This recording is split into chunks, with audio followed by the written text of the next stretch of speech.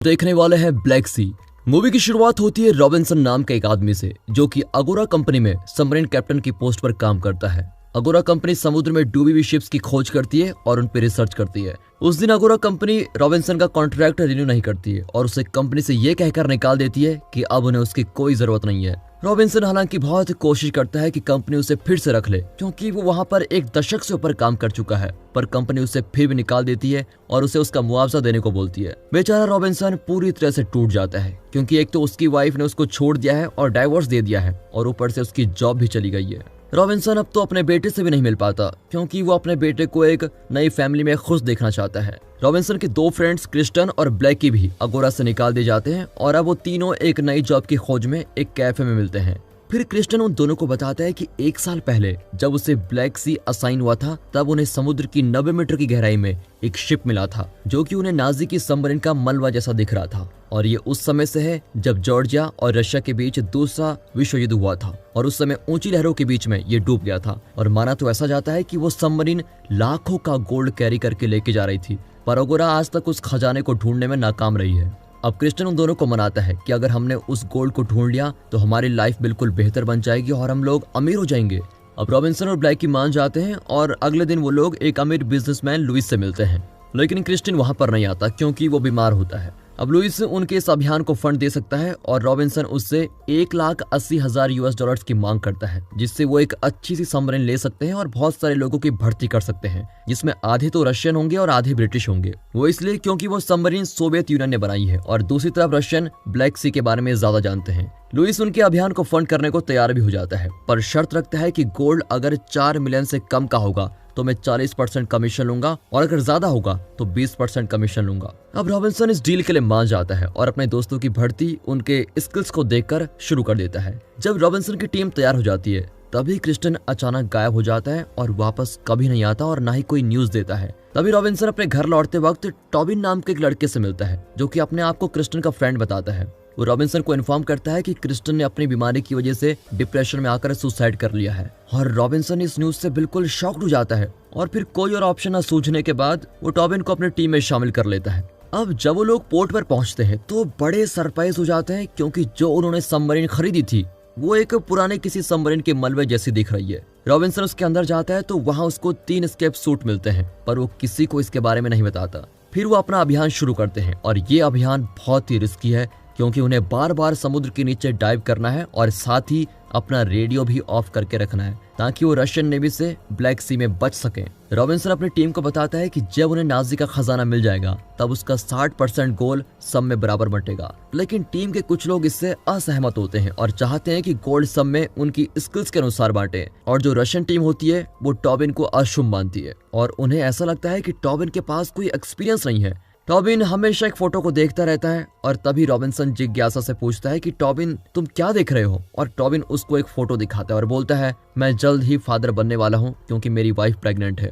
कुछ दिन बाद उन लोगों के बीच में झगड़ा हो जाता है जब एक फ्रेजर नाम का आदमी जानबूझकर रशियन टीम द्वारा सर्व किए गए खाने को गिरा देता है। अब ब्लैकी जो कि रशियन और ब्रिटिश के बीच में ट्रांसलेटर है वो रॉबिन्सन को जाकर ये खबर देता है कि ब्रिटिश गोल्ड की डील से खुश नहीं है और उन्हें और ज्यादा चाहिए। फिर तुरंत ही गाइडियन और रशियन चीफ के बीच में एक नई फाइट शुरू हो जाती है क्योंकि उन्होंने एक शर्त लगाई थी और गाइडन ने रॉबिन्सन से बिना पूछे रेडियो यूज किया बैट के विनर का पता लगाने के लिए। रॉबिन्सन इससे बहुत नाराज होता है और तुरंत ही उस रेडियो को तोड़ देता है।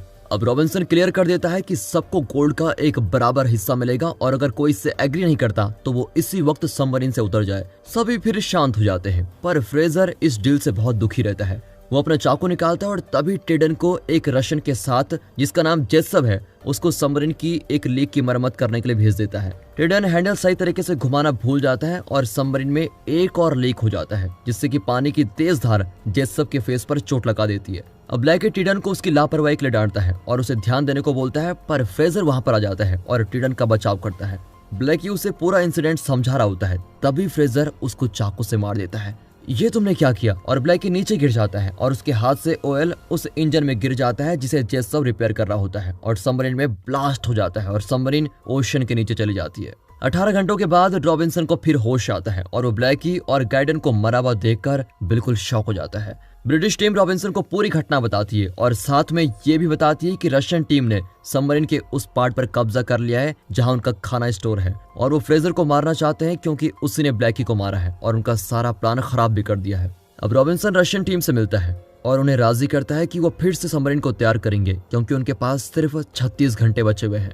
लेकिन किस्मत से रशियन टीम में से मोरोजो नाम का एक आदमी मिलता है जिसे अच्छी खासी इंग्लिश आती है और वो ब्लैकी की जगह पर ट्रांसलेटर का काम करता है।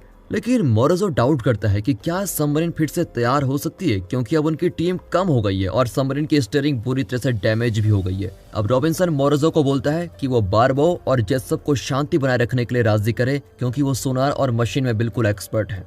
बारबो और जेसप साथ में काम करने के लिए राजी हो जाते हैं, पर जेसप प्रॉमिस करता है कि वो फ्रेजर को पक्का मारेगा जब वो सतह पर पहुंच जाएंगे। अब वो लोग आयरन की रॉड से आवाज बनाने की कोशिश करते हैं और फाइनली उन्हें किसी चीज का पता चलता है जो कि उनकी सबमरीन से ज्यादा दूर नहीं होती, पर उन्हें ये पता नहीं होता कि वो बस एक नाजी सबमरीन है या फिर एक पानी के नीचे कोई सैंड ड्यून है। फ्रेजर, टॉबिन और पीटर उसका पता लगाने के लिए नीचे डाइव करते हैं और 100 मीटर तक डाइव करने के बाद उन्हें एक सैंड ड्यून मिलता है। फ्रेजर यकीन मान लेता है कि ये एक ड्यून है, कोई सबमरीन नहीं, क्योंकि उसकी निचली की सतह हिल रही होती है।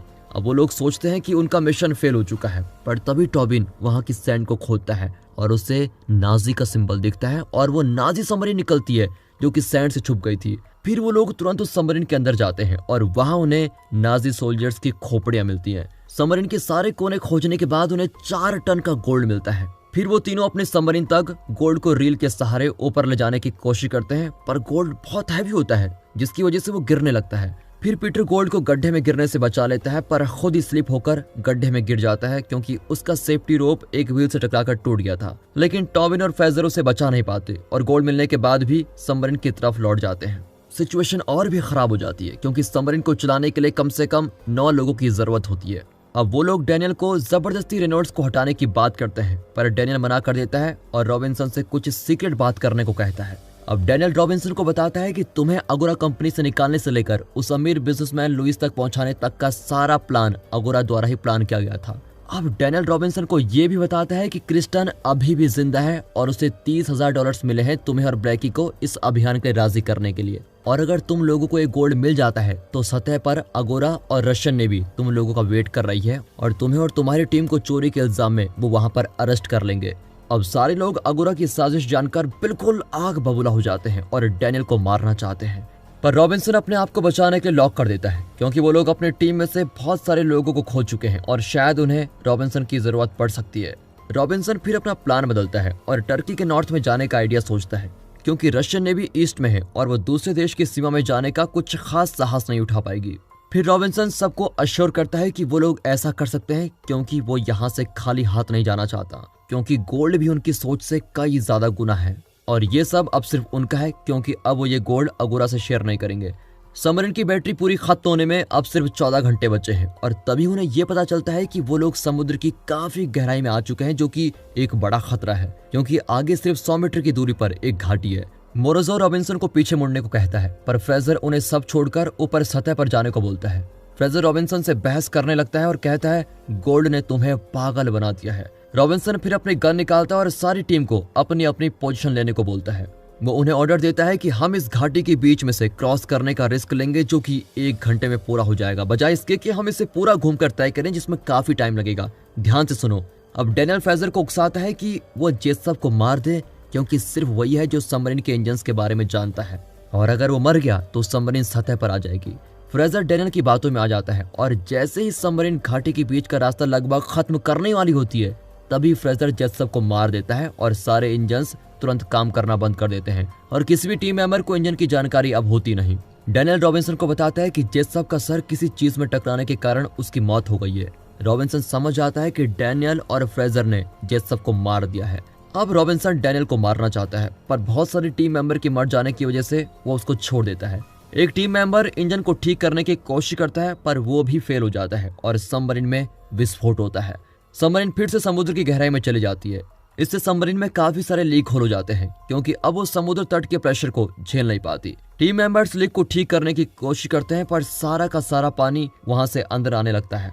जब रेनॉल्ड्स और बारबो वहां से भागने की कोशिश करते हैं तभी डैनियल जानबूझकर हैच बंद कर देता है, पर डैनियल को उसका कर मिलता है और उसकी बेल्ट हैच में फंस जाती है। वो खुद को बचा नहीं पाता और मॉर्जो से हेल्प मांगता है, पर मॉर्जो उसको डूब मरने के लिए छोड़ देता है क्योंकि उसी की वजह से सारे टीम मेंबर्स खत्म हो चुके हैं। मॉर्जो आखिरी हैच में भागता है और वहां रॉबिन्सन को 3 एस्केप सूट निकालते हुए देखकर वो शॉक हो जाता है। फिर मॉर्जो ये सब देखकर बहुत दुखी भी होता है क्योंकि रॉबिन्सन ने उन्हें एस्केप सूट के बारे में कभी नहीं बताया। फिर रॉबिन्सन उसे और टॉबिन को एस्केप सूट पहनने को बोलता है और वहां से निकलने को बोलता है। वो बोलता है कि मैं खुद इमरजेंसी ट्यूब की मदद से वहां से निकलूंगा। मॉर्जो समझ जाता है कि रॉबिन्सन खुद को हम दोनों के लिए सैक्रिफाइस कर रहा है क्योंकि बिना किसी के लीवर खींचे रॉबिन्सन वहां से निकल नहीं पाएगा। जब टॉबिन गोल्ड की एक बार भी अपने साथ लेके जाता है तब रॉबिन्सन उससे मना करता है क्योंकि एस्केप सूट इतने भारी गोल्ड के साथ ऊपर सतह पर नहीं जा सकती। जब पानी आखिरी हैच में भरने लगता है तभी रॉबिन्सन टॉबिन और मॉर्जो को ऊपर सतह पर निकालने के लिए निडल ट्यूब में डाल देता है। पहले टॉबिन और फिर मॉर्जो ऊपर सतह पर आ जाते हैं और देखते हैं कि समुद्र तट ज्यादा दूर नहीं है। तभी रॉबिन्सन के आने का वो वेट करते हैं, पर मॉर्जो उसे बताता है कि रॉबिन्सन ने हम दोनों से झूठ बोला क्योंकि इमरजेंसी ट्यूब को ऊपर लाने के लिए लीवर को किसी और को खींचना पड़ेगा। थोड़ी देर बाद एक और एस्केप सूट ऊपर आता है जिसमें रॉबिन्सन नहीं, रॉबिन्सन द्वारा डाले गए गोल्ड होते हैं और उसके सन और एक्स वाइफ की भी फोटो होती है। इसी दौरान रॉबिन्सन अपनी मौत का इंतजार करता है और साथ ही अपनों के साथ बिताए हुए अच्छे पल को भी याद करता है। और दोस्तों, इसी के साथ ये मूवी यहाँ पर खत्म।